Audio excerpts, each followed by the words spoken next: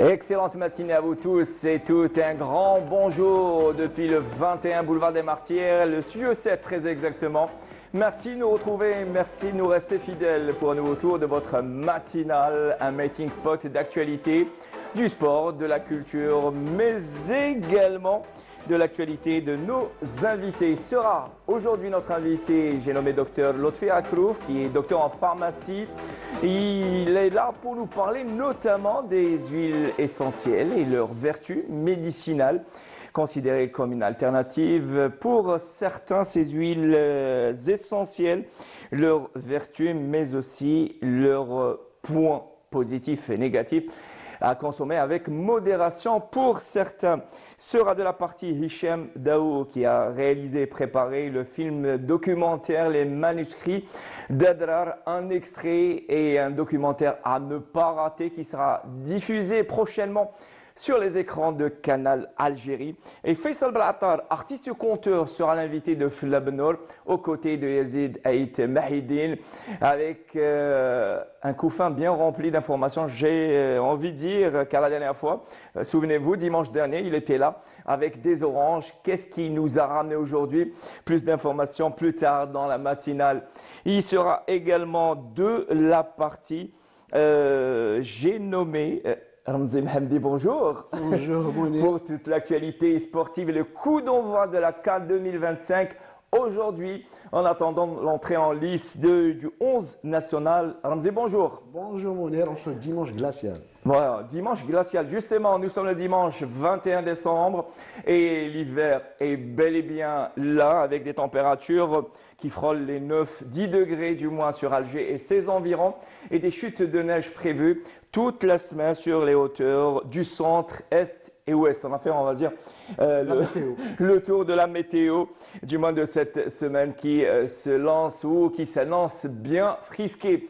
Le décor est planté et on va parler également de la 13e édition de la foire de la production nationale et aussi du nouveau pavillon tout beau, tout neuf. Il s'agit là du nouveau pavillon d'exposition de la SAFEX, inauguré par le président de la République lors de cette 13e édition qui se poursuit du côté de la SAFEX. Le décor est planté, on commence la journée, la matinale avec une belle chanson et un magnifique duo, j'ai nommé Kader Japonais et le groupe Inzad. On revient juste après.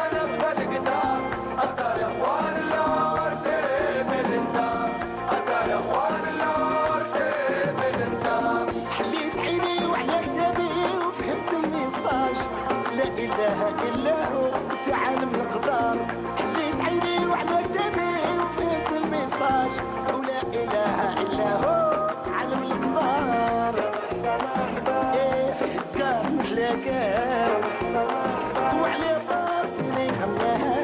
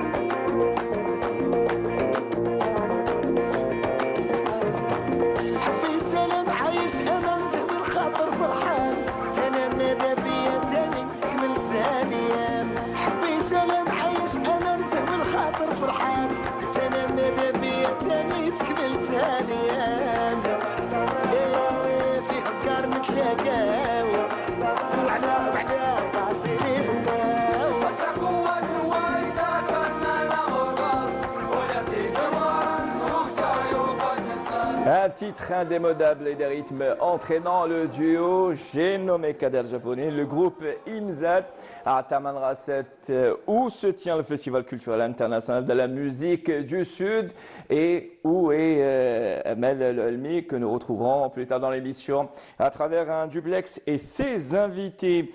Rebonjour Ramzi Hamdi. Bonjour, mon Pour l'actualité sport comme chaque dimanche. Et c'est parti pour la CAN 2025, quelques jours avant l'entrée en lice du 11 national sous la houlette de Vladimir Petkovic. C'est parti avec le premier entraînement de la sélection nationale en vue du premier match qui sera très important. On sait tous que le premier match peut être décisif. Peut être décisif parce qu'il faut le gagner. Et c'est difficile face au Soudan. Ça sera, le rendez-vous est pris pour 16h. Seul bémol, je pourrais dire, c'est la blessure de Awar qui a quitté le groupe et a été remplacé par, non des moindres, Abdelli du SCO d'Angers. Il y a aussi, on avait une petite alerte pour Samuel Chergui, le défenseur axial, mais il est du voyage et il pourra jouer. Ce qu'on peut dire sur ce match, c'est que c'est très important pour Petkovic de bien débuter. C'est son premier tournoi. Après les qualifications à la Coupe d'Afrique, les qualifications pour le mondial. Maintenant, on est dans le vif du sujet, on peut le dire. Dans ce rendez-vous continental tant attendu et très apprécié par tous les amateurs du football. Oui, on attend tous la troisième étoile, je pourrais dire, comme en 2019, où l'Algérie aura son mot à dire. Le sélectionneur national n'a pas fixé d'objectif pour ne pas mettre trop de pression sur les joueurs et pour travailler dans la sérénité. On voit justement l'entraînement. Les joueurs sont concentrés sur leur objectif qui est de bien débuter le tournoi et gagner ce match face au Soudan. Et comment s'annonce cette rencontre, Ramzi? Difficile, mais pas. Si on prend intrinsèquement la qualité des joueurs, on est supérieur par rapport aux Soudanais parce qu'ils jouent que dans leur pays, c'est des joueurs locaux. On les a vus en Coupe arabe contre les A', c'était difficile contre les A', mais là, c'est face aux A. Avec les Mahrez, je pourrais dire les Benzbeini, beaucoup de joueurs de qualité. On peut aller loin. J'ai envie de dire Boulbina et Berkane. Oui. Et on reste avec le foot, Ramzi Hamdi, et on passe au championnat de Ligue 1 où on a joué la 13e journée, Ramzi. 13e journée avec beaucoup de surprises. Oui. La première, la première surprise, c'est que le leader, le Mouloudia, est tombé pour la première fois de la saison face à qui? Face au promu, le MBR 8-7, 1-0. Un but aura suffi pour les gars on voit le but, le seul but de la rencontre. Un but a suffi pour les sudistes pour vaincre le Mouloudia qui n'a pas perdu depuis 12 matchs, on pourrait dire. On enchaîne avec les Canaries aussi, ils sont tombés face à l'Ogre Sétifia, qui se reprend petit à petit cette saison. Il a eu beaucoup de difficultés au démarrage de cette saison, mais il a gagné contre les Canaries qui perdent qui perd en coupe. Là, on voit l'USMA. L'USMA s'est contenté du match nul face au voisin Ben Aknoun, 2-2, où les Usmis les attend un match très, très difficile. Très difficile. Face au CRB. Oui. Dans le reste Notre derby algérois. Oui, le 25. Le 25. On passe aux autres résultats. Là, Sochlef s'est imposé dans le derby de l'Ouest, on peut dire, face au MCO, 1-0. L'SM Khenchela qui s'est imposé face à Al-Bayed, 2-1, et qui monte à la 4e place, alors que le CSC Constantine a pris le dessus sur le Paradou 2-0. La Saoura a pris le dessus aussi sur le SM Mostaganem 3-2, alors que le CRB hier soir s'est imposé difficilement face à l'Olympique Darbo, avec 3-2.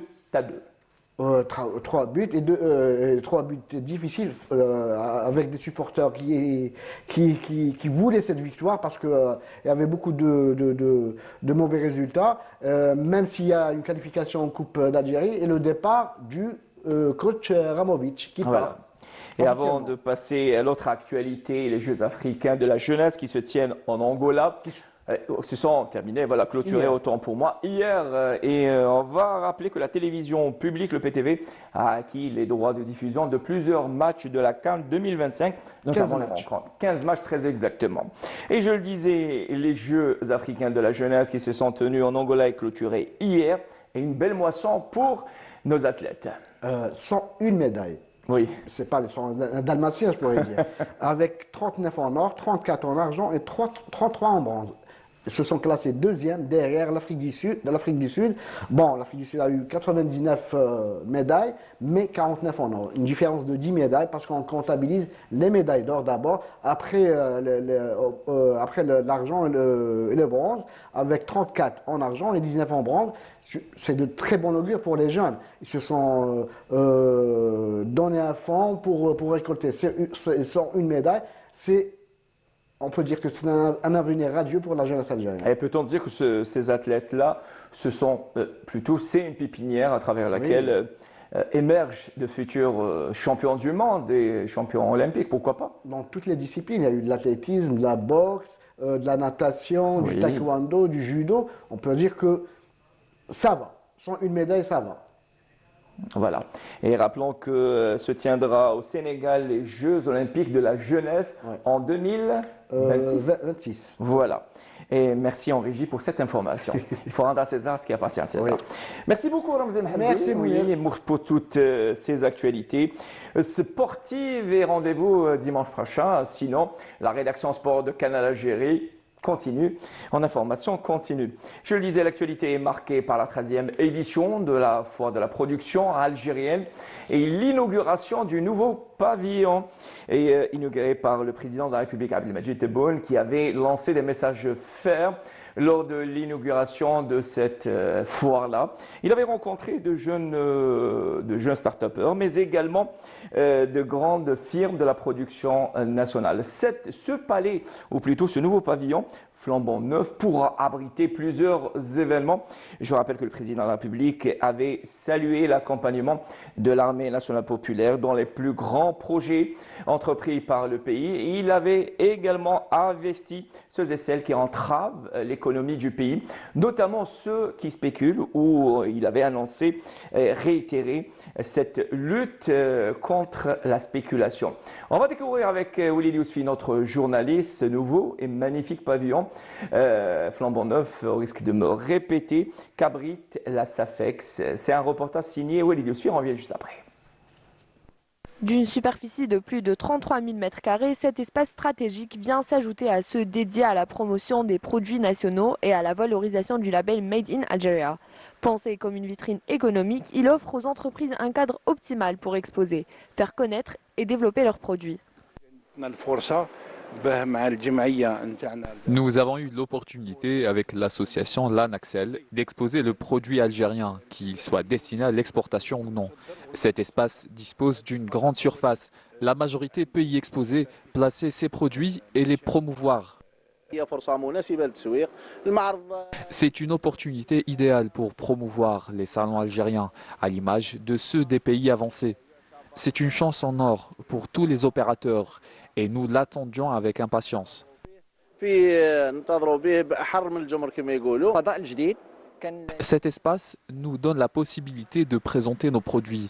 C'est une grande structure qui aide toutes les grandes entreprises à montrer le meilleur de leur production. بتقدم احسن ما عندها. La 33e édition du Salon de la production algérienne se distingue cette année par un nouvel espace d'exposition, conçu et réalisé par une entreprise algérienne spécialisée dans l'industrie métallique. Ce nouveau pavillon est une aubaine pour nous. Une telle superficie ne peut qu'être bénéfique. Nous avons réalisé un produit de haute qualité, avec une compétence entièrement algérienne. Et nous allons présenter encore plus de nouveautés. Notre participation aujourd'hui vise à mettre en avant les principaux produits que nous fabriquons grâce à une main-d'œuvre algérienne. Nous faisons également partie de ceux qui participent à cette nouvelle structure qui se présente comme un bon présage pour nous et pour toutes les entreprises algériennes.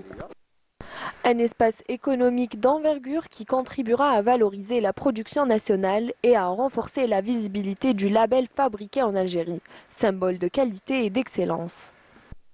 Le label fabriqué en Algérie, symbole de qualité et d'excellence. Vous l'aurez compris, c'était donc un compte rendu signé Meshbot et la traduction a été signée Walid Yousfi. Me rejoint et en direct sur ce plateau, j'ai nommé docteur Lotfi Akhrouf, docteur en pharmacie. Bonjour et bienvenue à vous. Bonjour, merci pour votre invitation.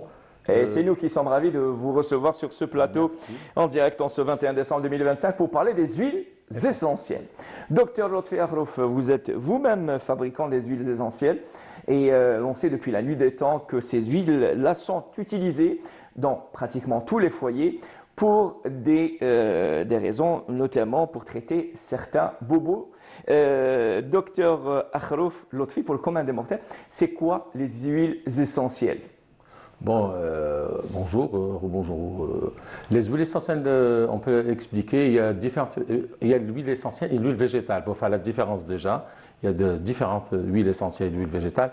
L'huile essentielle, c'est l'extrait naturel, l'extrait des molécules plante, de la plante médicinale, bien sûr, aromatique, généralement comme exemple le romarin, la menthe, la lavande. Et pour avoir l'obtention, c'est des huiles essentielles.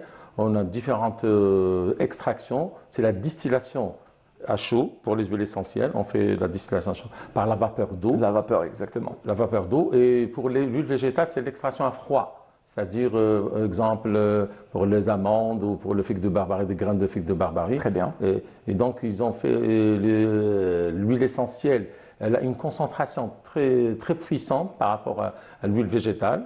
Donc, pour mettre l'huile essentielle, il ne faut pas mettre comme ça hein, parce que c'est très dangereux. Justement, vous avez évoqué, docteur Lotfi Akhrouf, l'huile végétale qui est recommandée pour diluer l'huile essentielle avant chaque application. Car l'utilisation de l'huile essentielle à l'état brut peut provoquer des brûlures ou encore quelques allergies. Bien sûr, bien sûr. Donc, c'est pour cette raison, généralement, il faut toujours diluer, soit massage, parce que l'huile essentielle, on peut l'avaler, on peut par inhalation. Il y a différentes voies, par inhalation, par voie cutanée, respiratoire. Donc, pour faire ça, il faut la durée minimum à 5% d'huile végétale. On peut utiliser l'huile d'olive, l'huile de macadamia, il y a plusieurs huiles végétales. Il faut les diluer, c'est très important. Donc, si vous mettez très ça, on peut avoir des allergies, des problèmes de peau, c'est toxique. Enfin, si vous utilisez comme ça pur, c'est un problème. Il est contre-indiqué pour les enfants aussi, moins de 3 ans. Pour les femmes enceintes aussi. Les femmes allaitantes aussi. Et pour certains épilepsies, bien sûr pour l'épilepsie aussi, il ne faut pas utiliser comme ça. Il faut avoir un avis d'un pharmacien ou d'un naturopathe ou quelqu'un qui fait de l'aromathérapie, la phytothérapie. Vous qui êtes docteur en pharmacie, pourquoi certaines personnes épileptiques ne peuvent pas utiliser ces huiles essentielles-là? Et parce que les épileptiques, parce qu'on a la molécule d'huile essentielle, je te donne un exemple, une goutte d'huile essentielle, c'est l'équivalent de 30 millions de trillions de molécules. Donc tellement elle est très forte, elle est forte de concentration. Et généralement, les huiles, ils ont une liaison avec le cerveau, généralement. Très bien. Bien sûr. Le système neurologique. Très très bien, c'est neurologique. Et le problème d'épilepsie, c'est neurologique aussi. C'est un problème de limbique, c'est le côté des mouvements, côté du cerveau. Donc on ne peut pas jouer sur les huiles essentielles comme ça. Il faut avoir un avis d'un spécialiste. Voilà, et justement, spécialiste en la matière, j'ai nommé le docteur Lotfi Akhrouf, qui est notre invité aujourd'hui. Vous êtes vous-même un fabricant de ces huiles essentielles depuis pratiquement? Ça fait 5 ans. D'accord. Ça fait 5 ans. Moi, je fais les huiles essentielles, bien sûr, avec ma fille qui aussi fait de l'aromathérapie aussi. On a un laboratoire biodontique. On fait les huiles, on fait les préparations. Pardon. On fait même les crèmes pour le corps, etc. Et moi, j'ai basculé par le bio. J'ai basculé parce que j'ai trouvé beaucoup de... Parce que bio, c'est à l'état pur. Et même pour les plantes médicinales, je conseille pour les plantes médicinales aussi. Parce que j'ai donné, j'ai traité, enfin, j'ai traité pas mal de patients chez moi à la pharmacie, bien sûr. Alors justement, vous me tendez la perche pour parler de cela. Les huiles essentielles dans lesquelles vous êtes, on va dire, spécialisés, peuvent traiter ceux et celles qui souffrent des crises du côlon nerveux, l'acné et même les chutes de cheveux. Voilà, je connais un intéressé qui est face à vous. Le côlon, généralement, le côlon, c'est bien sûr le côlon. Généralement, justement, tout à l'heure, j'allais parler sur, par exemple, l'alimentation. Parce que les problèmes de côlon, ils viennent d'où? Il faut traiter l'origine du problème. Comme par exemple une fièvre, il ne faut pas traiter la fièvre. Il faut traiter l'origine de la fièvre. Et c'est pour le côlon aussi. Parce que nous, sur l'alimentation, on prend généralement les produits laitiers, le lait de vache par exemple, ces dérivés, ils font du côlon, ils font des problèmes. L'inflammation de l'estomac, exemple. Voilà. Donc on a l'inflammation et on a beaucoup de ballonnements. Donc le côlon, généralement, on traite avec la menthe poivrée ou la menthe verte. Elle est très très efficace. Moi, je donne à centaines de patients. Et vous mettez 4 gouttes avec l'huile d'olive et 4 gouttes, une cuillère à café, vous prenez. Et je te donne 10 minutes. Ils sont là, bien calmes. Vous dégagez, elle apaise le ballonnement, les gaz. Elle donne de bons résultats de toute façon. Et est-ce que ces huiles-là, docteur, traitent les symptômes ou c'est un traitement à long terme qui peut guérir certaines maladies? Oui, bien sûr, on peut guérir. Mais il faut, avant de mettre par exemple les huiles essentielles, on met les huiles essentielles, mais il faut rectifier le mode de vie de la personne. Moi, je dis toujours à mes patients, il faut prendre déjà l'alimentation, elle est très très importante. Il ne faut pas manger du sucre, le gluten, le pain, même le laitage aussi, il a beaucoup de problèmes pour le côlon, donc il faut éviter. Et prendre aussi les compléments alimentaires aussi. Donc des fois, vous avez un manque, si vous faites un bilan, vous trouvez que vous n'avez pas la vitamine D, le zinc, parce que généralement, quand je traite les cheveux ou la peau, etc., chez moi, on a des analyses, tu trouves qu'il n'a pas de vitamine D. Un manque de fer. Un manque de fer, un manque de la famille des vitamines B. Ça, c'est très important. L'immunité, il faut travailler sur toujours, c'est l'immunité. Le corps, il faut être en vitalité, en bonne santé. Donc, Est-ce que peut-on dire que ces huiles essentielles sont un travail complémentaire d'un régime ou d'un mode de vie? Oui, bien sûr, il y a un mode de vie. C'est-à-dire, on ne peut pas prendre les huiles essentielles comme ça. On fait des cures, maximum de 15 jours ou 18 jours. Chaque maladie ou chaque, je vais dire un bobo comme vous avez dit tout à l'heure, il faut prendre par exemple de 10 jours, 15 jours de cure. Comme les compléments alimentaires, il faut les associer aussi en parallèle. Comme ça, vous aurez des bons résultats. Exemple, si vous avez un eczéma ou le psoriasis, qu'on a un problème. L'eczéma et le psoriasis, oui. Et surtout le leishmaniose, si vous entendez surtout le sud. Oui. Biskra, le chlordurant, Biskram, Silla, enfin Borges, ils ont le problème de l'insecte leishmaniose. Moi, je donne l'armoise, shir, comme on dit en arabe. Moi, je donne à des patients. Déjà, à nos pharmacies, on n'a pas le glucantime, enfin le produit, on n'a pas. Il est plus cher. Des fois, on importe de l'étranger, mais on a une solution devant nous. Moi, je les donne à des milliers de patients. Et alhamdoulilah. Alhamdoulilah. Et justement, cette plante qui est recommandée en cas d'intoxication, qui est, on va dire, très efficace. Et d'ailleurs, il y a la fameuse boisson gazeuse qui est à base de cette plante-là. Alors, pour traiter l'acné, vous êtes basé sur quelle plante, docteur Lotfi Akhrouf? Très bien. Moi, je donne tout à mes patients. Et j'ai toujours là, je veux dire, un feedback, des résultats, des bons résultats. Moi, je de la lavande vraie avec le géranium. La lavande vraie, c'est le khuzama en arabe, et le géranium, c'est l'atasha, pour que les gens comprennent. Il faut les mélanger. Khuzama, c'est ça en arabe. Khuzama, la lavande vraie. Et franchement, on n'utilise même pas l'huile, on utilise l'hydrolat. Parce que quand on fait l'extraction d'une plante, par exemple la lavande, on a l'huile et l'hydrolat en même temps. Donc on sépare l'huile, on sépare l'eau. L'eau, c'est l'hydrolat. Nous, on D'accord. ne travaille qu'avec l'hydrolat parce que l'huile, elle est concentrée. J'utilise l'hydrolat et ça donne des bons résultats. Est-ce que ce sont les mêmes résultats par rapport à l'huile? Non, bien sûr, l'huile, généralement, elle est très concentrée, mais l'hydrolat, non. Il est moins concentré que l'huile essentielle lui-même, mais je mélange l'hydrolat de lavande et l'hydrolat de géranium. Je vous le jure, une semaine, 10 jours, et votre visage, il change complètement. Et moi, j'ai un feedback sur l'acné, et surtout maintenant aussi, dans nos pharmacies en Algérie, on a un manque aussi de quelques produits pour l'acné. On importe de l'étranger aussi. Mais alhamdoulilah, on a des produits bio. Mais moi, pardon, excusez-moi, par exemple, je vois sur les TikTok, etc. Mais il ne faut pas suivre ça. Des fois, je trouve que des fois, ils mélangent. Il faut un protocole, il faut suivre. C'est des doses, il faut faire des doses. Justement, vous me tendez la pêche pour vous poser cette question, docteur Lotfi Akhrouf. Est-ce qu'il faut un suivi médical pour pouvoir utiliser ces huiles-là? Ces huiles-là, généralement, c'est des avis des spécialistes, un aromathérapeute, un phytothérapeute. Il peut, je déconseiller, il y a des pharmaciens, bien sûr, il peut vous conseiller sur les huiles essentielles. Malgré, à nos jours, on n'a pas, le bio en Algérie, on n'a pas vraiment un écho, parce que quand je conseille mes patients, des fois ils sont indécis, quoi. C'est pas aussi facile de les convaincre. C'est-à-dire, moi j'ai traité des gens qui n'ont vraiment pas de chance sur les produits. Parce que des fois, les médicaments, ils ont une limite, bien sûr. Il y a une limite pour des maladies, il y a une limite. Mais pour les plantes médicinales, il n'y a pas de limite. Par exemple, à création d'Allah, c'est-à-dire, subhanallah, c'est des plantes, ils donnent surtout de la bonne qualité aussi. Hein. Il faut jouer sur la bonne qualité, soit les plantes, soit les huiles.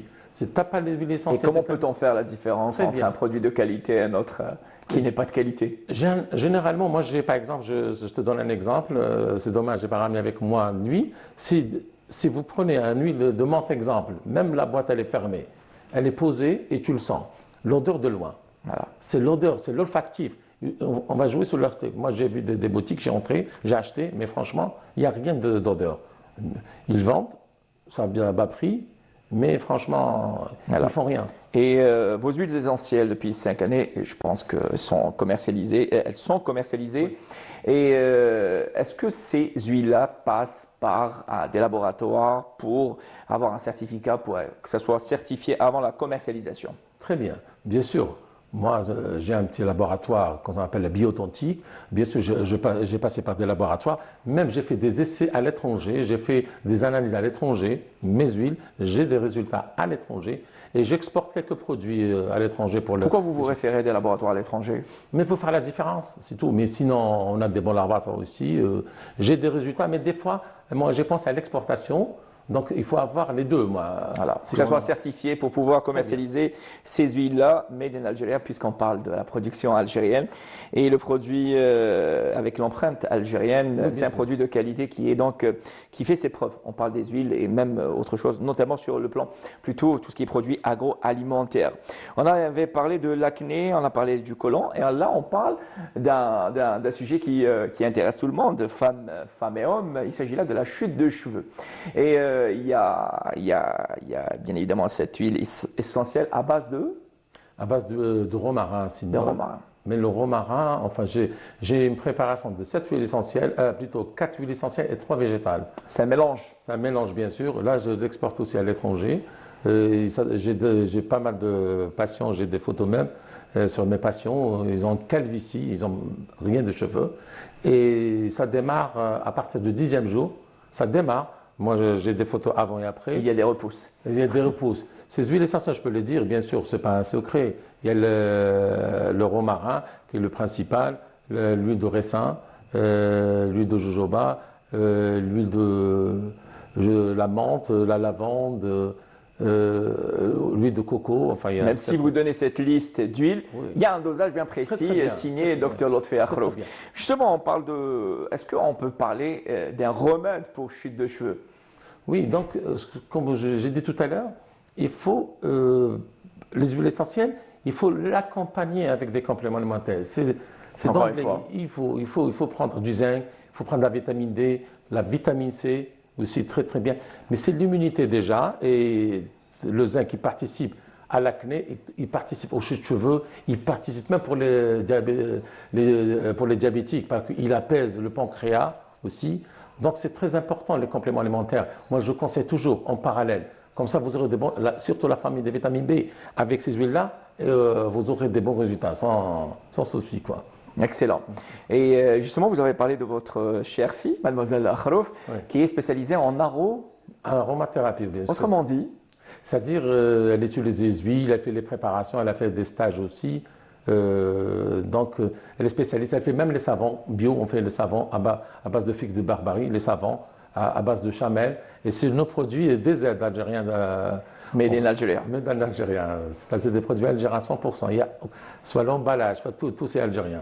Voilà, il y a un travail complémentaire entre la fille et le papa, Oui, bien sûr. tout comme le régime et les huiles essentielles. Docteur Lotfi Akhrouf, vous parlez de l'exportation de ces huiles-là qui sont produites au niveau de votre laboratoire, certifiées dans des laboratoires à l'étranger. Est-ce que la quantité est appelée à être doublée, la production est appelée à être doublée, voire triplée, pour pouvoir répondre aux attentes du marché, d'abord local et puis à l'étranger? Bon, doublé, triplé, bien sûr, on a quelques clients à l'étranger, mais le problème ici en Algérie, des fois, on trouve il y a un manque de produits. C'est-à-dire, là, on est obligé d'acheter, par exemple, pour les plantes médicinales, acheter en deuxième main. Des fois, on a un problème pour procurer ces produits-là. Donc, par exemple, je prends la menthe, je procure à Al-Bayr, le romarin, j'achète à Bouira. Donc, c'est un peu difficile des fois pour le procurer. Donc, c'est un problème de doubler des fois. Donc, on peut trouver ces produits algériens, mais on a un trésor extraordinaire. À travers les résultats des analyses, je vous le jure, mais on a un trésor en Algérie. On a de la terre, franchement, top. Et vous qui êtes, on va dire, constamment en déplacement à l'étranger, l'on dit que le produit algérien est très sollicité, que ce soit ces plantes-là ou autres produits. Le produit algérien, le produit made in algérien est très sollicité à l'étranger, Dr Lotfi Akhrouf. Oui, bien sûr, elle est sollicitée parce que, à travers, je veux dire, l'odeur déjà, l'olfactif, c'est par exemple nos produits, quand on est à l'étranger, même il y a des pharmaciens qui me demandent de m'envoyer notre produit. Déjà, c'est l'odeur quand vous sentez de loin, vous sentez l'odeur. Franchement, c'est extraordinaire. Moi, quand je sens, j'inhale des fois une goutte, franchement, je me sens très très bien. Enfin, par rapport, moi, j'ai acheté même à l'étranger en Suisse. J'étais en Suisse, j'étais à la Hongrie, j'étais à Paris. Quand je compare, franchement, c'est vrai, ils ont des bons produits, mais notre produit, franchement, c'est unique, quoi. Le meilleur, le best of besties. Docteur Lotfi Akhrouf, docteur en pharmacie et préparateur, concepteur, j'ai envie de dire, concepteur carrément. Et vous produisez des huiles essentielles et spécialisées pour traiter les crises de côlon, l'acné ou encore les chutes de cheveux. Merci beaucoup d'être passé. Qu'est-ce qu'on peut vous souhaiter pour l'avenir? Mais j'aimerais bien faire des séances comme ça, surtout pour l'alimentation, comment éviter des problèmes. Par exemple, même moi, j'ai fait un petit peu pour éviter les cancers, par exemple, à travers l'alimentation. J'aimerais bien faire des séances d'apprendre aux gens, c'est-à-dire comment utiliser les huiles, comment utiliser les plantes. Ça, c'est très important. Ça a évité de prendre les médicaments. Parce que moi, j'ai basculé pour le bio, c'est à cause de ma mère. Ça fait 6 ans, elle avait un cirrhose hépatique. Elle était diabétique, elle a un problème du goitre. Donc moi j'ai basculé à cause d'elle, je me suis consacré tout mon temps et j'ai fait des recherches à la base de ma mère, Rabbi Al-Hamaha maintenant. Je l'ai guérie en cirrhose hépatique à travers les plantes médicinales. Et alhamdoulilah, elle était bien à l'époque. Enfin. Elle s'appelait comment votre maman? Johra. Et je pense que le produit devrait porter le nom, le prénom de votre chère maman, Rabbi Al-Hamaha. Docteur Lotfi Akhrouf, je rappelle que vous êtes docteur en pharmacie et spécialiste dans la conception et production d'huiles essentielles. À très vite, merci d'être passé. Merci de nous rester fidèles, restez avec nous. La matinale du côté du 21 boulevard des Martyrs en direct avec vous. Ça continue avec nos invités, l'ensemble de nos journalistes. Ça sera juste après, ça restez avec nous.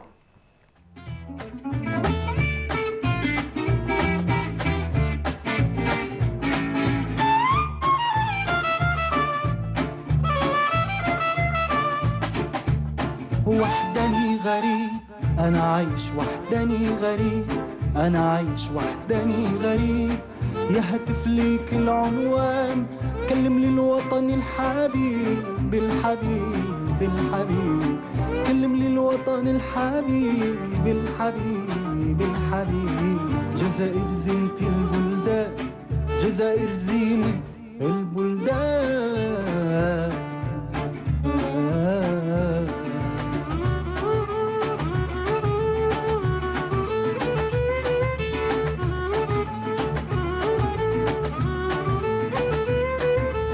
الو الو الو الو من فضلك جوزي للقصبة الو الو الو الو وش حالك يا حومة بابا الو الو الو الو وش راهي بحذاك القبة وش روحة الوليد فلان قولي له راني في غربة من وحش وشعلت نيران من وحش وشعلت نيران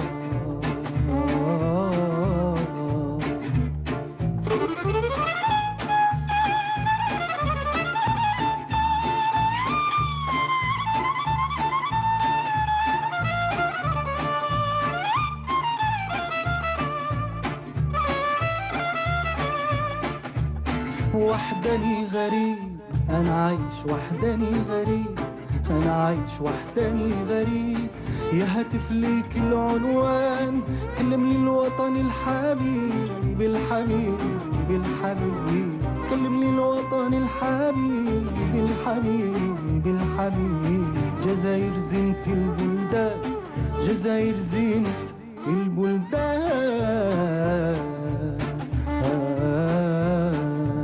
الو الو الو الو من فضلك راني نستنى الو الو الو الو هذه الغربة طالت عنا الو الو الو الو نتمنى نشوف ذيك الجنة باب الوادي كثير المحال البير ما بغى يعيط لنا ضرب النحو بقى غفلان ضرب النحو بقى غفلان وحداني غريب أنا عايش وحداني غريب أنا عايش وحداني غريب يهتف ليك العنوان كلم لي الوطن الحبيب الحبيب الحبيب كلم لي الوطن الحبيب الحبيب الحبيب جزائر زينة البلدان جزائر زينة البلدان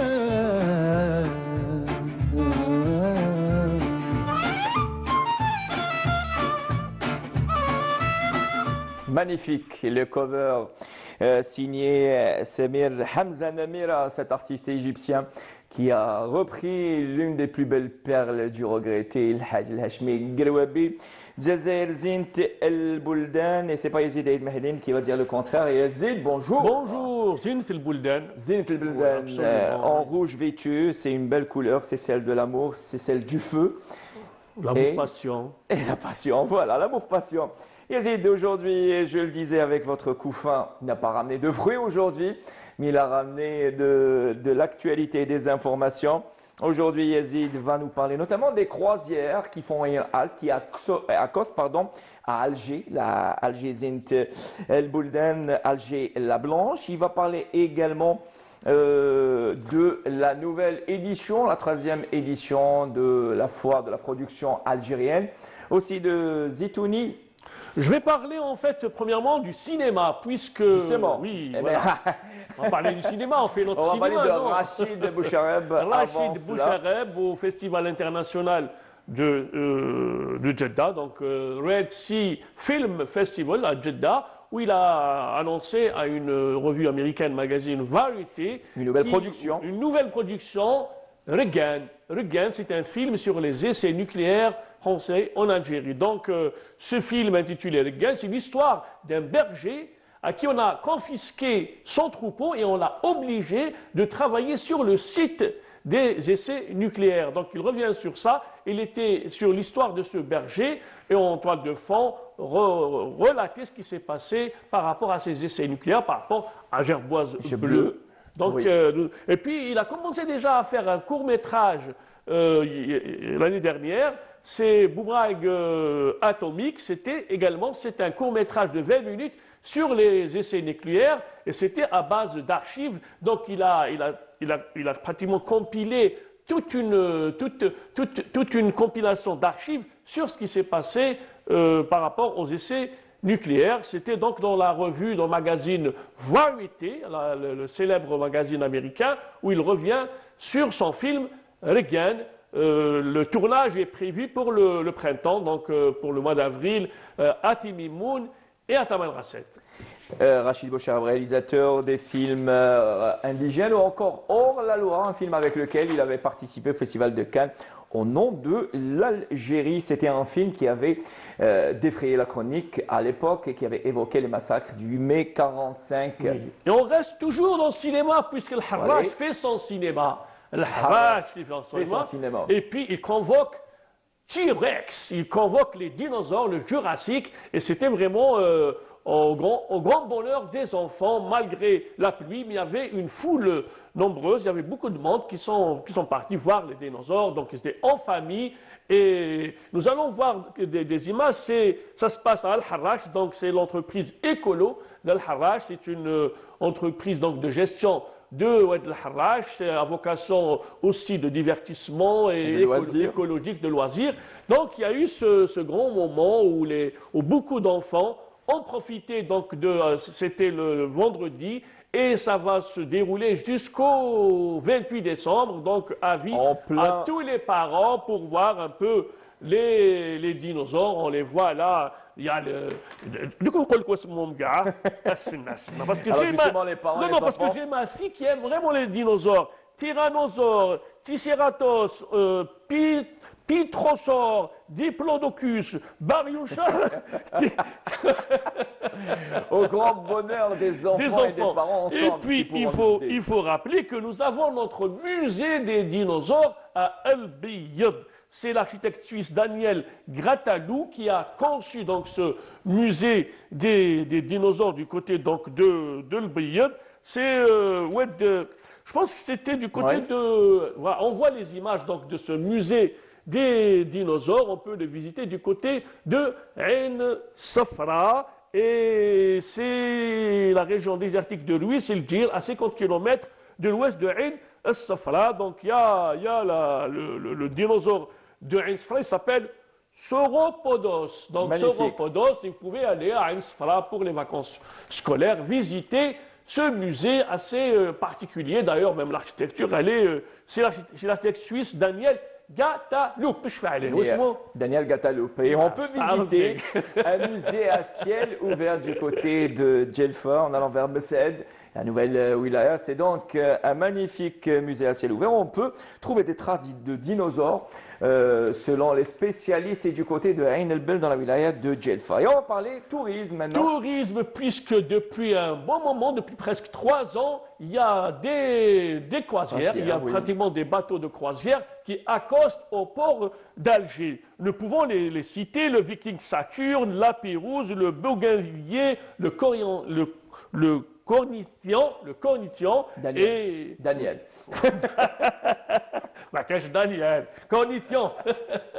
Donc on voit un peu comment c'est bon depuis que les facilitations par rapport au visa, par rapport à l'accueil, tout a été fait pour qu'il y ait de plus en plus de touristes. Il faut dire qu'aussi la baie d'Alger séduit, en plus de. Oui, c'est l'une des plus belles baies.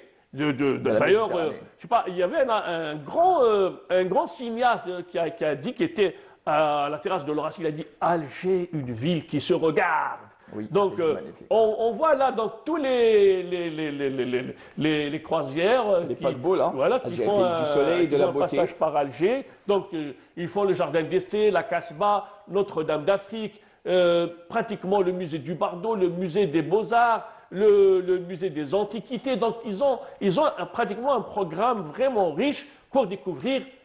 Et vous l'avez évoqué dimanche dernier, Zidaïd Mehdine, vous avez parlé du sondage signé la BBC qui avait classé l'Algérie dans le top 20 des meilleures et des plus belles destinations touristiques dans le monde. Absolument, absolument. Et pour terminer, notre SAM notre SAM national, Samir Zitouni, héros de Londres, a été reçu par le roi Charles III au palais de Buckingham, rappelant que c'est lui qui a fait face à l'agresseur du fameux train qui va vers Londres et باش قابلوا باش Oui, بالمقلة en fait. une poêle. Une poêle, avec une poêle, il a réussi À mettre à nu le- oui, à mettre à nu et puis à sauver beaucoup de vies. Il a sauvé beaucoup de vies et il a été blessé, il a été admis à l'hôpital pour pratiquement une semaine et là il a été reçu par le roi Charles, il est avec son épouse et voilà. Et puis rappelons que les associations ont fait des levées de fonds pour le remercier, ils ont fait pratiquement Twiza, crowdfunding, pour lui dire Une certaine cagnotte. pour lui dire merci, et puis nous on lui dit merci. Rappelons aussi que le consul d'Algérie à Londres, donc a été A remercié, il a rendu hommage. Et puis le ministre chargé de la diaspora également lui a adressé un message. Et puis on lui dit thank you Sam. Big thanks. Et justement, c'est un autre message à ceux et celles, les voix d'Extrême-Droite qui font passer des messages autres que celui-là. Juste magnifique. Yazid Eid Mahidine en rouge et pas en noir, en bleu. Merci d'être passé et merci pour ce punch, cette bonne humeur en ce premier jour de l'hiver. Les enfants, il faut y aller voir T-Rex. Hein. T-Rex. En tout cas, ça se poursuit Voilà. jusqu'au 28 décembre 2025. Il faut profiter de ces vacances d'hiver aux côtés de vos parents, des tatas et tontons. Merci, je suis qu'un miroir qui reflète ce que vous êtes aujourd'hui. Restez avec nous, ça continue la matinale du côté du studio 7, 21 boulevard des Martyrs. Il nous rejoindra dans un petit moment Hicham Daou, concepteur et réalisateur du film documentaire qui sera diffusé bientôt sur Canal Algérie. Un grand merci au département de la programmation qui fait un travail formidable pour la promotion des programmes de Canal Algérie. Je le rappelle que c'est un film documentaire autour des manuscrits d'Adrar. Un contenu, un magnifique contenant, c'est un magnifique voyage du côté d'Adrar. Il nous rejoindra dans un petit moment. J'ai nommé Hicham Daou. Restez avec nous.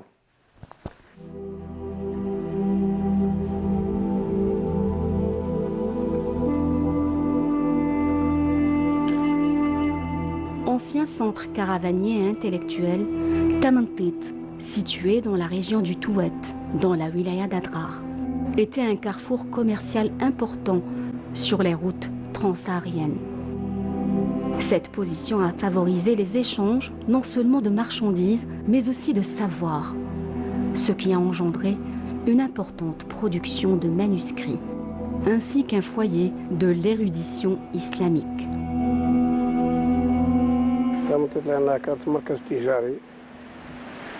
Tamantit était un pôle commercial de premier plan, attirant des caravanes venues de toutes parts. Elle a acquis une solide réputation et est considérée comme l'une des plus anciennes villes du désert. Le nom Tamantit est composé de deux mots, signifiant l'œil et le sourcil.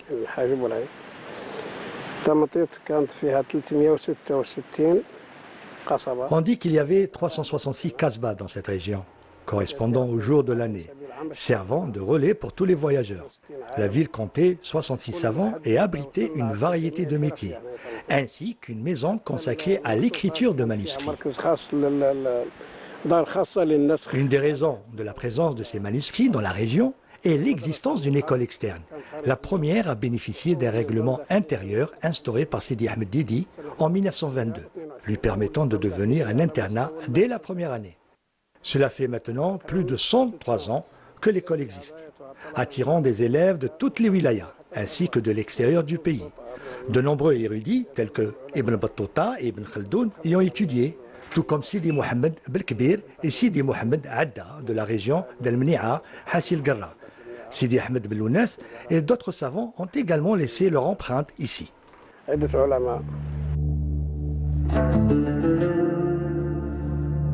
La région du... Juste magnifique cet extrait du film documentaire Les manuscrits d'Adrar. Et c'est signé Hicham Daou qui me rejoint. Hicham Daou, bonjour. Bonjour. Avec plaisir de vous retrouver, même si vous êtes chez vous. Plaisir partagé. Je le disais, un grand merci au département de la programmation qui a fait un travail formidable autour de la promotion du film documentaire qui a été diffusé hier soir et qui sera rediffusé d'abord dans l'après-midi et demain.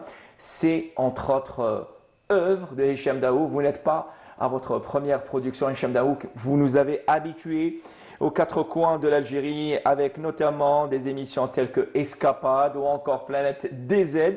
C'est cette nouvelle émission dans le cadre d'un film documentaire, Les manuscrits d'Adrar. Je le disais, en son et en image, un véritable voyage dans l'histoire.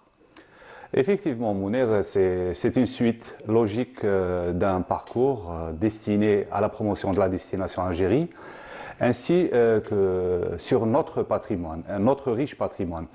Je crois en 2014 ou 2015, j'ai été à Adrar justement pour un reportage sur les manuscrits. Mais je voulais détailler parce que j'ai trouvé que c'était un thème extrêmement riche. Et du coup, cette fois-ci, j'ai été à la recherche des détails, des secrets. Et ma surprise était grande en découvrant une richesse extraordinaire, surtout sur les thèmes, sur les sujets traités. De l'extérieur, on a l'impression que ces manuscrits traite beaucoup plus la transmission des textes religieux. Mais en fin de compte, la richesse est plus grande. Donc on trouve des thèmes scientifiques tels que l'astrologie, l'astronomie, la jurisprudence, les mathématiques et la médecine. Donc je te laisse imaginer cette richesse une fois sur place. Et ce que j'ai trouvé extraordinaire, c'est le patrimoine oral. Les gens, avec leur simplicité, leur modestie, ils parlent avec émotion, ils parlent avec certitude, ils parlent avec maîtrise. Beaucoup d'intérêt. Et beaucoup d'intérêt sur ce patrimoine-là. Voilà, vos propos, Hicham Daou, reflètent le travail de fond, car c'est un travail de fond, car il faut être fidèle d'abord à l'histoire de ces manuscrits, parce que vous venez de l'évoquer, vous avez fait un travail, mais il n'était pas réellement complet et détaillé. Vous avez insisté à produire tout un film documentaire autour des manuscrits. Il faut dire que le travail a duré plus de, en tournage et en montage, presque 8 jours. 8 jours, enfin le tournage 8 jours. Tournage 8 jours. Oui, mais le post-prod, ça a duré presque un mois et demi, 2 mois. Voilà. Donc en plus, il y a la traduction, parce que j'ai essayé de garder la langue initiale. Les gens dans le Grand Sud parlent avec un arabe de la région, c'est-à-dire un arabe dialectal, et un arabe classique. C'est des gens qui maîtrisent parfaitement la langue arabe. Et à travers ces manuscrits, aussi Mounir, la découverte, c'est le rôle des villes du sud algérien, comme on peut citer la ville de Tmantet, ou le village de Koussam, le village de Zawiya el-Kontiya, ou Ergan, dans la diffusion du savoir en Afrique, les pays du Sahel. Et les gens le disent, et on trouve même des étudiants qui viennent de partout. Et donc l'Algérie a toujours joué ce rôle de diffuseur de savoir, et elle continue de l'être. Cette plaque tournante du savoir dans la région. Hicham Daou, vous êtes référé à des chercheurs, à des spécialistes dans le domaine, notamment dans la rédaction des commentaires de transition. Et pour lire ces commentaires de transition, car les témoignages et les images se passaient de tout commentaire, mais il fallait des commentaires de transition, même en rédigeant ces textes-là, ces lignes-là, vous êtes référé à des spécialistes pour ne pas, on va dire, induire en erreur le téléspectateur ou encore ceux et celles qui veillent sur ce patrimoine-là. Et vous avez veillé à ce que la voix, vous avez fait tout un casting pour caster les voix de Canal Algérie du mois, pour faire passer le message avec beaucoup de fluidité et beaucoup de beauté, comme le sont les images de ce film documentaire. Effectivement, Mounir. Donc, chaque mot a son sens. Donc, c'est une lourde responsabilité, surtout pour garder l'authenticité du texte initial. Donc, pour faire une traduction intégrale, c'est très, très lourd. Donc, à l'occasion, je remercie beaucoup notre ami et collègue Halim Yahish, qui m'a accompagné. Adjoint de la production de Canal Algérie. Voilà, donc, il m'a accompagné dès le début sur l'évolution et le travail de ce doc. Et en même temps, je voulais apporter quand même une voix féminine. C'est pour ça que j'ai fait appel à Amel Bouarba. Pourquoi?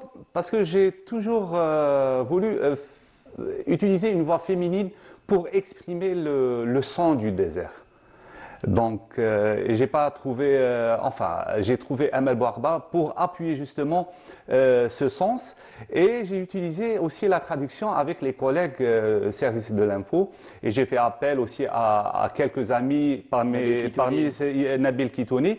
Il y avait toi aussi, Mounir, que tu as apporté ta vision de recul. Justement, vous me tendez cette perche, je le disais, je voulais le dire et je le dis maintenant. Il est très méticuleux, Hicham Daou, dans son travail.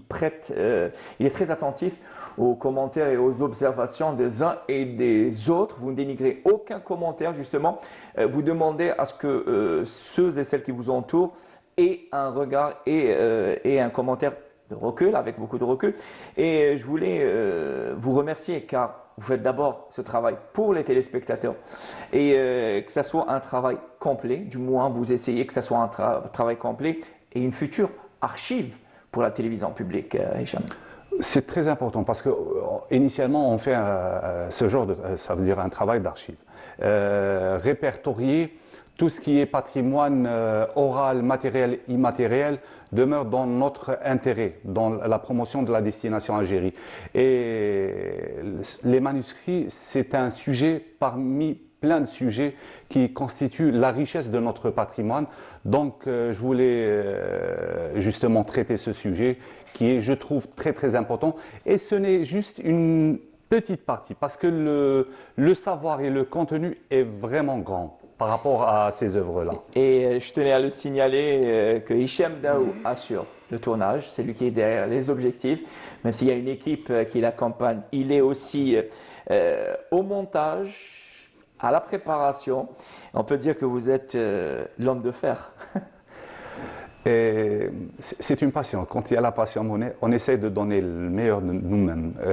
Malgré, enfin, il y a toujours une collaboration. Il faut vraiment la mentionner, cette collaboration, elle est importante. Comme on dit, donc, du coup, le fait de faire participer les gens et les gens experts des connaissances, de cette chaîne, oui.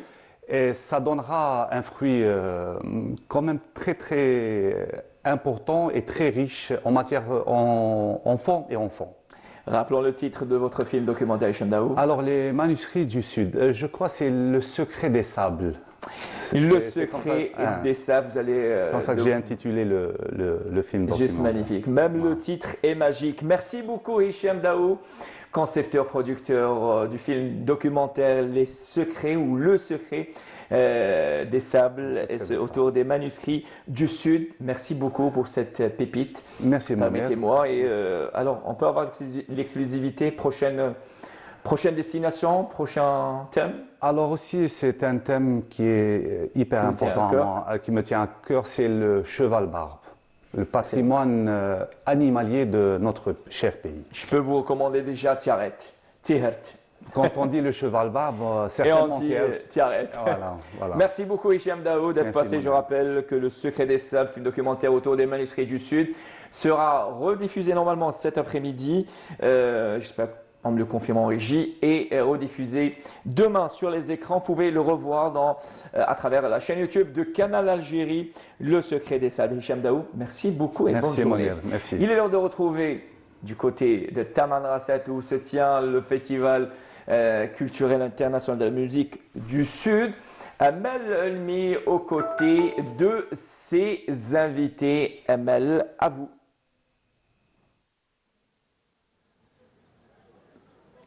Bonjour Alger, bonjour Mounir. On est donc en soirée. Nous venons d'assister au spectacle, donc bien sûr, du festival, de la première édition du festival de musique du Sud. Et avec nous, donc, les frères Rouli qui sont avec nous. Donc, Jam, bonjour. Bonsoir. Bonsoir, Oula, bonjour aussi, parce que là, il est quoi? Il est 3h du matin? Ah non, pas encore. On est déboussolé, on est arrivé hier à 5h du matin, donc on a enchaîné. Marhaba bina عندكم وفي Tamanrasset. Marhaba bik en tout cas. Et puis, tu n'es pas seul, tu es avec ton frère, Timoh. Bonjour. Assalama. Bonsoir de Tamarasset et sur scène. Sur scène. De la scène, direct. Et vous venez, c'est très gentil parce que vous venez de quitter la scène avec un public qui était ravi, Incroyable. très content. Vous aussi, vous avez mis le feu sur scène. C'est une incroyable soirée. Vous êtes pour toutes les musiques qui rassemblent le monde entier. Vous êtes venu faire un spectacle, un show sur scène avec cette première édition de ce festival de musique du Sud. Vous qui aimez la musique du Sud, la musique qui vous rassemble et qui nous rassemble tous, n'est-ce pas? Ben, c'est exactement ça. En plus, à la belle, quand on reprend des festivals, des concerts comme ça, parce que ça fait un moment à la belle qu'aujourd'hui, ça nous a fait du bien. On a respiré. L'artiste, il fait des chansons, on fait peut-être plein de vidéos, des clips, mais la scène, c'est exceptionnel. Ça vous nourrit. Et surtout qu'on a commencé avec la scène. On a fait plus de scènes que de chansons. On a commencé en 2004. Moi de mon côté, Jamia Africa, Tata Foul le côté Mouh. Et ça fait 2 ans, on s'est dit, en tout cas c'était la maman, elle a eu l'idée. C'est ce que j'ai dit, c'est ce que je vous ai dit tout à l'heure. C'est Exactement. votre maman qui serait contente de vous voir réunis sur scène. Elle aimerait peut-être être parmi vous. Oui, non, c'était un ordre, c'était pas. Ah oui. Et il faut que vous fassiez un truc ensemble. Et, Super. Et on a dit oui parce que la maman, c'est, comme on dit en arabe, c'est Rakiza, c'est elle le pilier. Ouais. Donc on a dit oui. Et, Elle vous a ça toujours nous- encouragé à faire donc de la musique actuelle, la musique charbi, la musique qui nous rassemble, hein, la musique africaine. Exactement. On est bien dedans dans la musique africaine Bien sûr. aujourd'hui. D'ailleurs, on a commencé avec le patrimoine algérien, on a commencé avec l'andalou, chabi et plein d'autres styles algériens parce que, comme on dit, l'Algérie c'est un continent, il y a plein de tombeaux, C'est vrai. de musique, de culture. C'est la bonne école. Exactement, c'est très très bien de commencer avec l'andalou, chabi, c'est la meilleure école. C'est pour ça. moi. Et puis Jam nous a habitués à un petit peu de reggae, un peu de gnawa. C'est un petit peu tout ça qui C'est vrai, fait mais aujourd'hui je pense que le style des frères. Voilà, vous avez dit Bouli, frère. ouais, Voilà, les les frères. frères. Donc, ça veut dire que quand j'ai commencé la première note, il était là. Quand il a commencé sa première note, j'étais là. Et donc, tout ce que j'ai fait ou là, ce qu'il a fait, ça a toujours été en duo à la maison, avant que ça soit les chansons ou la sur scène. Et je pense avec, après, je pense, 20 ans de carrière, Exactement. 2004, on a commencé. Déjà. Ouais. Déjà. Ouais, j'étais kiffage. J'étais C'est un des énorme. kiffs en Algérie il y a Eh des oui, il y a très années. longtemps. Et on est toujours là et on est sur scène Ouais. et on défend toujours cette. C'est-à-dire. Cette identité de la surtout musique. le fait de rester sur scène et ne pas avoir des blancs comme ça, rester toujours dans l'actualité, proposer des choses. Là, on se nourrit de la scène. C'est pas Et facile de rester et C'est pas durer facile. dans le temps. Et on a enchaîné le Covid, où il y a eu des moments où c'était compliqué, où la musique elle a été mise un peu de côté. Et comme la musique n'a pas de frontières, donc on peut jouer de la musique à distance. Donc C'est ça. quand le cœur y est, donc on peut partager. C'est ça. on Et ce peut- qui est bien, c'est que vous êtes tous les deux auteurs, compositeurs, interprètes. Et comme vous l'avez dit tout à l'heure, vous échangez des notes, vous échangez des partitions. Comment ça se passe quand vous travaillez ensemble? Ben, ça vient naturellement en fait. On prend la guitare et on commence à écrire et on commence à chanter, faire des vibes. Faire, Ouais. Le but de ce festival, c'est justement de partager des moments et surtout des artistes qui partagent aussi leurs textes, leur voix et leur identité. Là, c'est encore une fois la musique du Sud. C'est beaucoup de messages aussi à travers des chansons. C'est un petit peu votre cas? Bien sûr, travers la chanson nous à travers la chanson, il y a toujours un message derrière. Quand on écrit des paroles, on n'écrit pas juste pour faire des rimes. Il y a eu plein de messages ce soir. On a parlé de la Palestine, comme on a parlé de l'Algérie, on a parlé de la maman, Oui. on a parlé même de la jeunesse algérienne à travers Hashish ou Pashish ou le titre de Mouh Samra. Zmani Dor, c'est un titre qui parle vraiment à la jeunesse, qui a été. C'est ça, il a été repris et plusieurs fois écouté. Plusieurs fois. Et Ouais. bien sûr, finir avec Algérien, Demi, Haroum, On l'adore, c'est bientôt. c'est hein. D'ailleurs, On encourage notre équipe Ma nationale. caméra, elle est où? On l'a vu, le maillot de l'équipe nationale. C'est dans le cœur. Bravo, Inch'Allah, bravo. يربحوا, Inch'Allah. Inch'Allah, on leur souhaite bon courage. Je ne vais pas vous retenir, vous êtes très fatigués. Juste un dernier mot peut-être pour le public qui est venu vous accueillir ce soir et vous applaudir ce soir. Moi, je dirais que c'est tout simplement festival international. Fit Tamarraset, ça a fait du bien le public. Tamarraset, parce que c'est un public qui demande la musique, qui est douar. Public artiste. Artiste, عندهم بزاف les groupes يلعبوا guitare, يلعبوا les styles, plein de styles d'ici, hein, Makash. Et nous, ça nous a fait du bien. Ça fait longtemps qu'on n'a pas fait de festival en Algérie. Eh ben, on est ça fait content. longtemps qu'on n'a pas fait de gros festivals comme ça international qui peut rassembler, je sais pas, des milliers de personnes. Ce soir, il y a eu peut-être plus de 6 000, 7 000 personnes.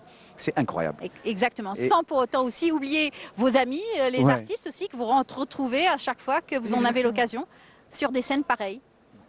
N'est-ce pas? Les artistes que vous retrouvez sur scène, comme ça, que vous n'avez pas vu peut-être depuis longtemps. Ah bien sûr, ça nous fait plaisir. D'ailleurs, on a commencé avec l'hospitalité du Sud. Ouais. Les gens du Sud, ils sont tellement accueillants et tout. Donc, on arrive sur scène comme quand on était dehors. Donc, Voilà. même sur scène, il y a l'hospitalité, il y a le partage, il y a vraiment la musique On l'a qu'on vu. aime. Ouais. Exactement. ouais. Et puis les photos. Ça, c'est avec plaisir. On a toujours fait ça, on a toujours été proche du public. Et je pense pour finir, c'est Oui. la première édition de ce festival. J'aimerais bien le revoir dans 10 ans, avec une Inch'Allah. 10e édition. Et j'espère qu'on sera là aussi. J'espère.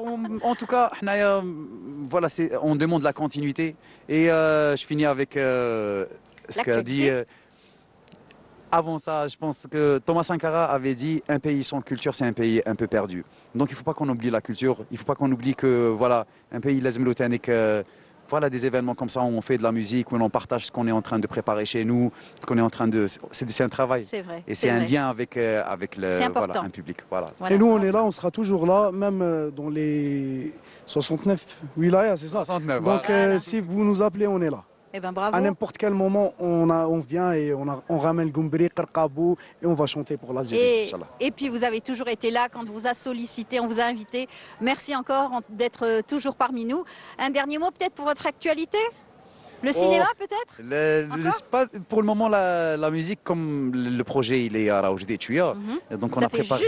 tout juste 2 ans que vous chantez ensemble, c'est ça? Oui, Vous on montez a sur scène ensemble, Sur c'est-à-dire scène ensemble. avec un vrai projet. Là, on a préparé plein de nouvelles chansons qui vont sortir. Exactement, il y a plein de feats. D'accord. Il y a une chanson avec Tikou Bawin Très qu'on bien. prépare, avec Mohamed Lano, et une chanson à nous deux. Bravo. Et plein d'autres surprises. Et on a fait une chanson avec une légende dans la musique reggae, Aïe, aïe, David aïe, aïe, Ince, c'est le chanteur du groupe Steel Pulse. Bah, là-bas, les anciens, les Arfo, le reggae, Ouais. ils vont comprendre. Ils vont adorer. C'est une légende. Bravo. Donc, on attend l'album bientôt? Inch'Allah. C'est un Inch'Allah. EP, ça va être un petit album pour le moment, mais en tout cas, on prépare quelque chose de bon. Parfait. En tout cas, bravo à vous. Merci beaucoup de nous avoir accordé cette interview exclusivement juste après votre concert. En tout cas, Normal, كاين نجوم يديروا ندفة. Merci beaucoup à vous et à très bientôt, Inch'Allah. Shukran. Merci à toute l'équipe, merci à vous de nous avoir suivis, merci encore une fois et à très bientôt. Au revoir.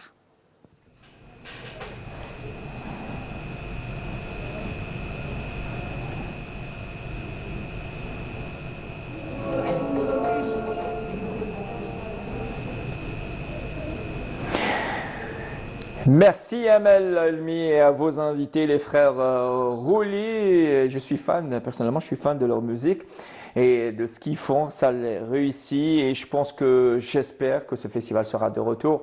Le Festival international culturel de la musique du Sud qui est de retour après 9 années d'absence. Et Amel Almi qui est toujours à Taman Rasset. Rappelons que le festival tombé de rideau sur cet événement ce soir, 21 décembre, et avec la participation de plusieurs formations musicales. Elle est fidèle au poste comme chaque dimanche. J'ai nommé Fila Beno. Fila, bonjour. Bonjour Mounir. Bienvenue à vous, c'est un plaisir de vous retrouver comme chaque dimanche. Plaisir partagé Mounir, ça va? Et vous n'êtes pas seul, vous êtes accompagné de votre invité. Il s'agit là de Faisal Bellatar. Bonjour. Bonjour. Bienvenue à vous. Vous êtes auteur, conteur, musicien. Et vous êtes originaire de Constantine, la ville des ponts suspendus, du savoir et des savants. Vous êtes installé à l'étranger, vous êtes de retour en Algérie depuis pratiquement 5 années. Et il n'est pas seul, là aujourd'hui. Ouais. Il est accompagné de son instrument de musique. L'instrument, la kora, c'est ça? Exactement. C'est ça. Donc Faisal est là parce que tout simplement il a été sélectionné pour un grand festival qui va se tenir en Afrique le mois d'avril prochain, en avril 2026, le Massa, c'est ça? Exactement, Faisal. oui. C'est le marché des arts du spectacle d'Abidjan. Exactement. On verra tout à l'heure cet extrait vidéo qui t'a fait pleurer d'ailleurs. Ah ouais, j'étais vraiment C'était la ému. surprise, oui. Oui, c'était une belle surprise. Et donc je découvre ça comme ça, la conférence de presse en direct, et c'était que du bonheur. Ouais. Non, non. On verra ça dans un moment. Je vais peut-être faire un petit tour.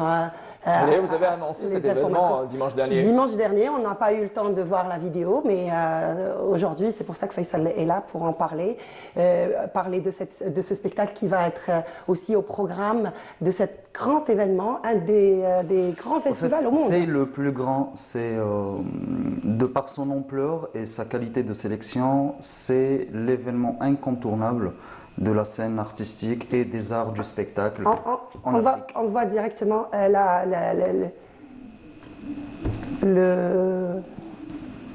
vidéo. Rencontrer les professionnels des arts de la scène.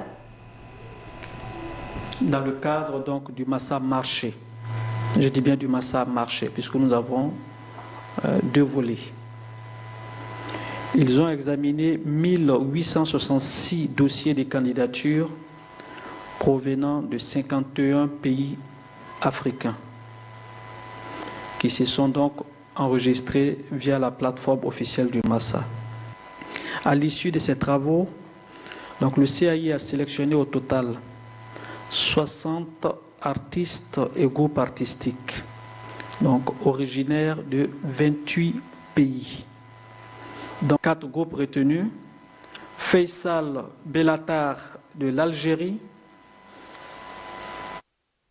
Voilà.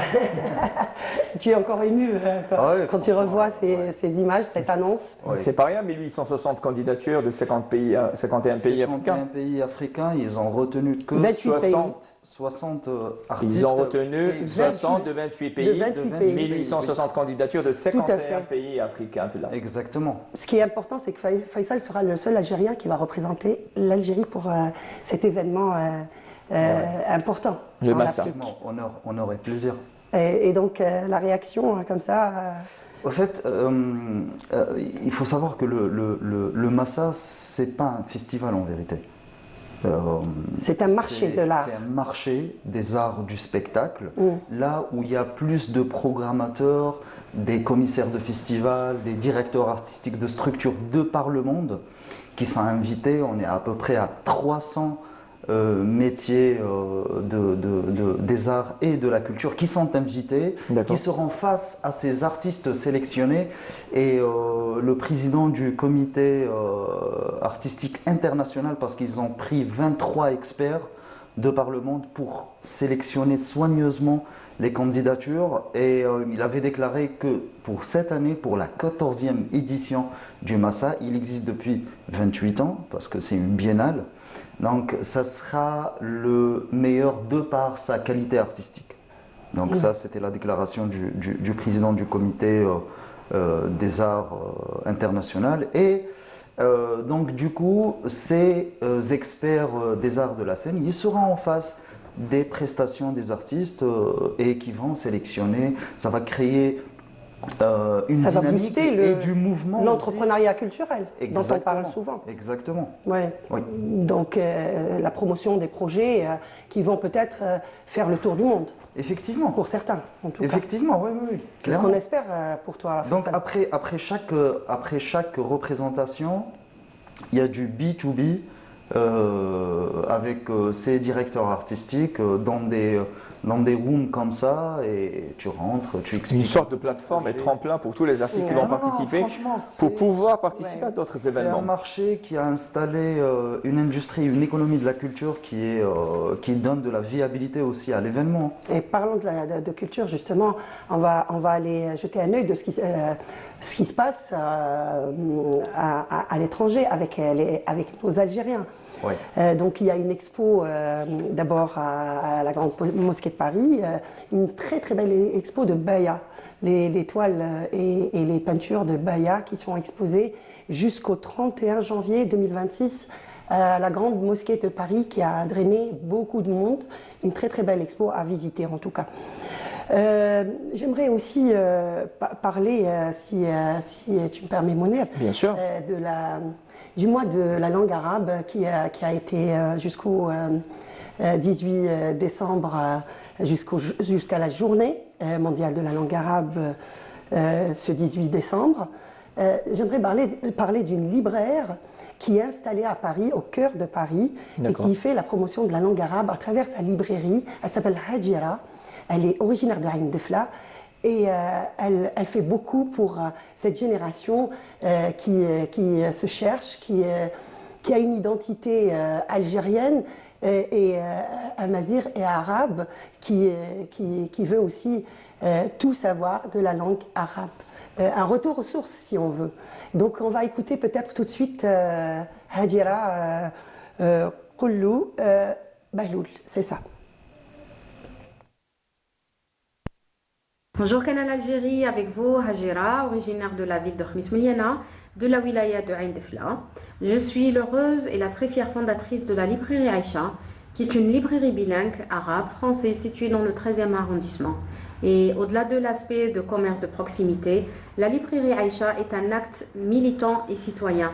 C'est un engagement de ma part pour la transmission de la langue arabe, une langue que j'aime profondément et que je veux voir rayonner à travers le monde et auprès des générations futures, Inch'Allah. Ce qui m'anime en fait dans ce projet-là, c'est vraiment de permettre aux générations futures, Inch'Allah, d'être très fiers de leurs origines et de relever la tête et de se dresser et de rester bien enracinés dans leur identité. La langue arabe est vraiment une langue très riche en fait. Il y a tellement de choses pour la définir. Le projet de la librairie Aïcha, je le vois comme une mission. C'est comme la légende du colibri. Et je veux vraiment apporter ma pierre à l'édifice du rayonnement de la langue arabe. Chaque livre vendu, chaque atelier, Inch'Allah, organisé, chaque personne qui découvre un mot de la langue arabe, ne serait-ce qu'une lettre, et ben pour moi, c'est une graine plantée pour l'avenir, Inch'Allah. Kul am wa al-lughatul arabiyya munira wa munawwara, Inch'Allah. Marhaba bikum fi maktabat Aïcha. Allah yalaqina fi sa'at khair. Slama. Magnifique. C'était donc Marhaba bikum fi maktabat Aïcha, la librairie Aïcha. à Paris. Qui porte le nom de la maman de Hajira, en hommage à la maman qui a toujours poussé sa fille pour apprendre et pousser vers le savoir. Voilà, donc Hajira, elle organise aussi beaucoup d'ateliers, beaucoup d'événements dans ce petit espace qui est formidable, accueillant. Qui est grand quand même. Oui, grand par ses valeurs et ce qu'elle porte comme message aussi. Voilà, donc c'est bien. Non, mais c'est magnifique. C'est dans le 13e arrondissement de Paris, la librairie Aïcha. Donc n'hésitez pas, pour les amateurs aussi, des contes. N'est-ce pas, Faisal? De l'oralité, de la littérature orale, ils seront invités à faire un petit tour. D'ailleurs, pour revenir au festival Massa, oui. Tu vas participer avec une œuvre ou un projet qui s'appelle Basira, clairvoyance. Exactement. C'est j'allais dire, l'hymne à la paix et à la tolérance et aux valeurs humaines. Oui, c'est quand même une ode à la grandeur de l'âme. Et puis la jeunesse du projet est vraiment extraordinaire et rocambolesque. Et que je pourrais dire, et avec beaucoup de réserve, que c'est quand même un projet de maturité, c'est un projet de longue haleine, d'un travail... qui est le fruit d'une résidence artistique. Qui a débuté en 2023 d'ailleurs. Au fait, au départ, c'était une résidence de recherche. Et de réflexion. Et de réflexion qui a été initiée des deux côtés, d'Algérie et de Suisse, donc d'Alger et de Genève. À Alger, c'est à travers Rhizome, la galerie d'art, et avec son directeur Khaled Bouzidi, qui travaille énormément. Qu'on salue ce matin. Qu'on salue d'ailleurs, et qui bosse énormément sur la question de l'autre, qui est nous, qui est installé à l'extérieur, et donc de la communauté. Il travaille beaucoup avec la communauté algérienne à l'étranger, qui les fait venir ici, et qui fait énormément d'activités aussi de par le monde, avec sa galerie. Et puis de l'autre côté, il y avait l'Abri de Genève, qui est une structure qui fait dans les industries des arts de la scène. Et puis le tout a été financé par Pro Helvetia, Suisse Ah, Art. on va voir peut-être, sans Ce plus teaser tarder, un petit peu, oui, un extrait. C'est ça. Allons-y. فليعلم بأن أخبار السماء قد انقطعت فإن حداد أقدارنا أسرف بنظره علينا سخطا تركنا كالعير نشرب صهباء الدنيا ونسكن الظهر والهم بموضع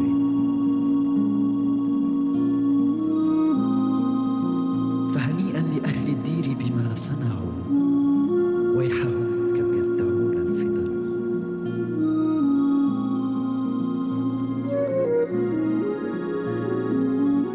C'est ainsi que le cœur se met à chanter en paix. Et le cœur devient fleur et la fleur devient oiseau. Car les distances sont abolies.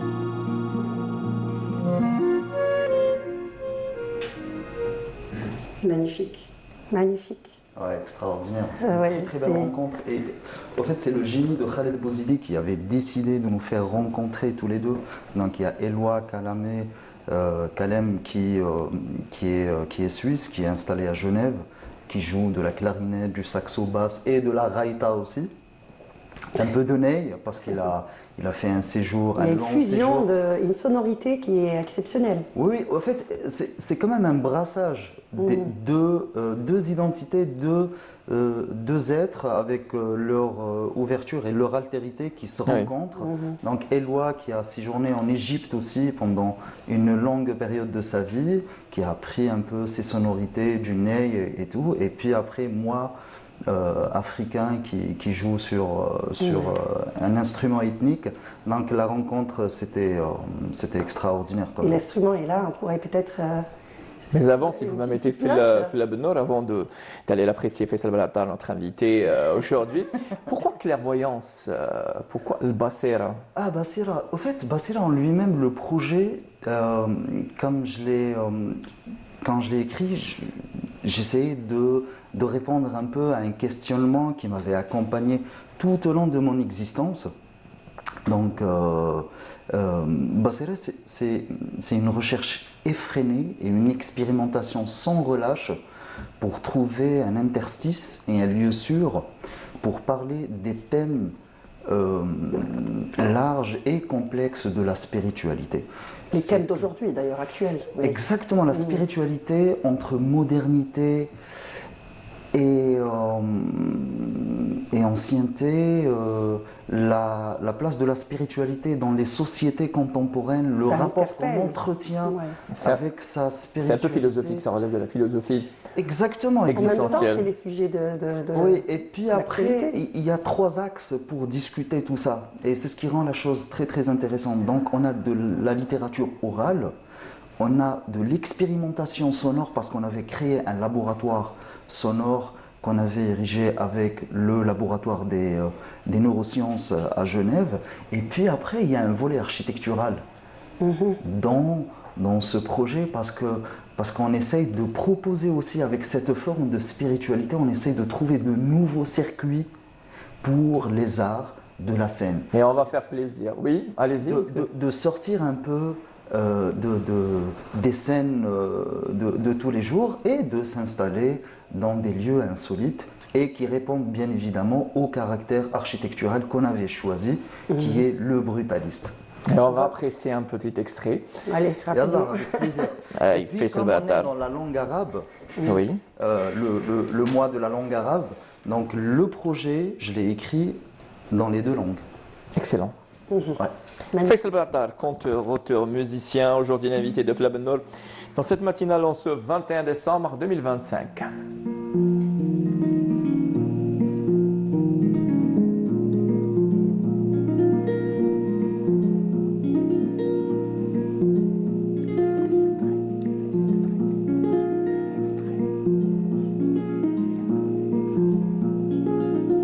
من كان يدعي النبوة فليعلم بأن أخبار السماء قد انقطعت فإن حداد أقدارنا أسرف بنظره علينا سخطا تركنا كالعير نشرب صهباء الدنيا ونسكن الدهر والهم بموضع فهنيئا لأهل الدير بما صنعوا ويحهم كم يدعون الفتنا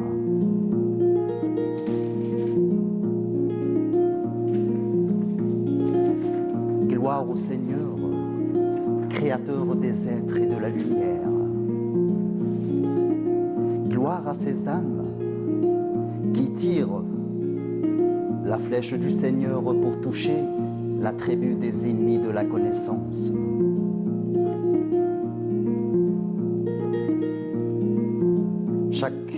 Chaque étoile porte un nom. Et si on connaît le nom d'une étoile, on peut l'appeler. Il faut l'appeler doucement, très doucement, et elle vient.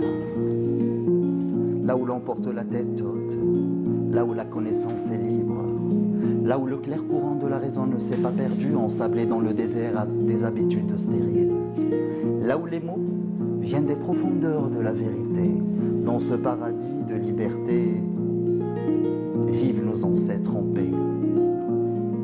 Nos ancêtres tombent du ciel au moment où la mémoire de l'homme leur fait défaut. Par contre, Dieu n'oublie jamais, il est immuable. L'oubli, c'est la perte de soi. Loin de l'être, nous, mortels sexués, pris au piège de nos corps, de nos idées fausses, de notre mérite ou de notre démérite, et dans le sommeil de notre ignorance, les beaux et les ombres quittent leur lit pour devenir une étoile, une lumière. Magnifique. Je rappelle qu'on a eu l'exclusivité, on a la chance d'avoir l'exclusivité dans cette émission. J'ai de la chance de vous avoir aussi. Ah, c'est gentil, Faisal. Et puis après, merci beaucoup, Fella. On l'est emporté. C'est un plaisir, c'est un plaisir. On reste peut-être avec la musique et il y a ce rendez-vous avec l'affiche. Un autre genre complètement différent de ce qu'on a écouté maintenant.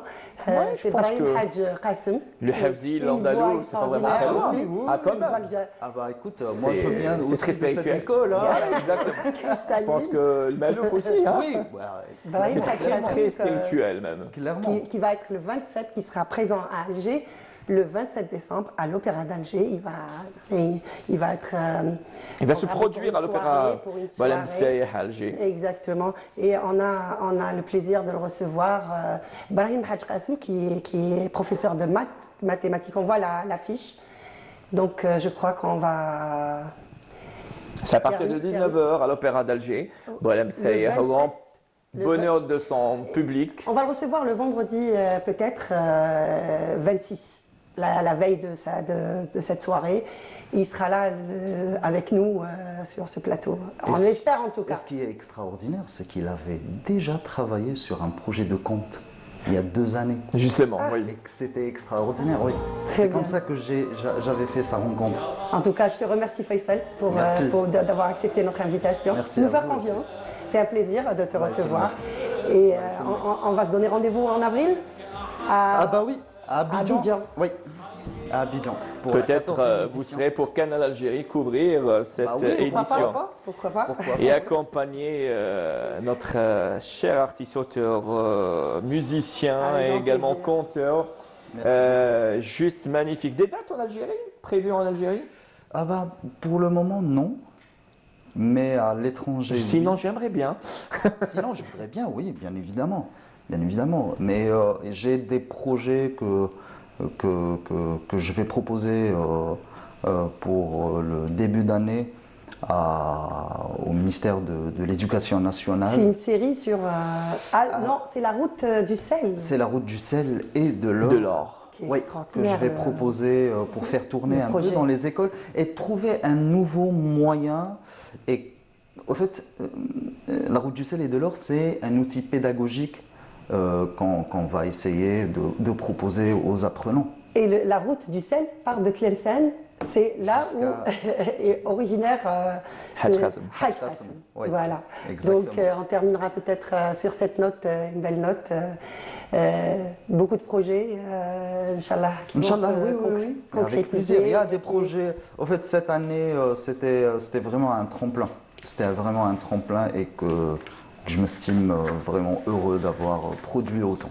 Donc 3 grosses productions, c'est quand même quelque chose. Merci tout cas, beaucoup, Faisal Blatar. Merci Merci d'avoir beaucoup. été parmi nous. Merci, Flab Noor. c'est pas une dernière fois de Non, non, passage non, par, mais, par c'est le les que canal. partie remise. mais pour Fella, je te témoigne toute ma gratitude. Hein. Fella qui m'accompagne depuis Oh, mais 5 années maintenant. c'est excellent. Faisal, merci. Merci beaucoup. Merci beaucoup. Merci Philippe Noor. Merci à vous tous de nous avoir suivis. Merci Faisal Blatar encore une fois. Avant de terminer, je tiens à présenter mes sincères condoléances au nom de toute l'équipe du Bonjour d'Algérie, au régisseur, au directeur de production Abdelrahman Messaad des suites de la perte de son frère. Nos sincères condoléances. Également, nos cœurs sont avec Hasiba Hasnaoui, assistante réalisatrice, qui a été victime d'un accident de la circulation, qui est aujourd'hui programmée pour une intervention chirurgicale assez lourde. De tout cœur avec vous, Hasiba Hasnaoui, également avec Mounia Faye, journaliste, qui était également aux côtés de Hasiba Hasnaoui dans ce tragique accident de la circulation. Encore une fois, nous réitérons nos appels à être prudents sur la route. Merci à Yazid Aïd Mahidine qui était à la préparation de cette matinale, la réalisation Rafal Rouati. Un grand merci à toute l'équipe du Studio 7 du Boulevard des Martyrs, le 21 Boulevard des Martyrs. En attendant de vous retrouver demain à partir de 8h en direct. Prenez soin de vous, surtout des personnes qui vous aiment, et à demain. Ciao. فإن حداد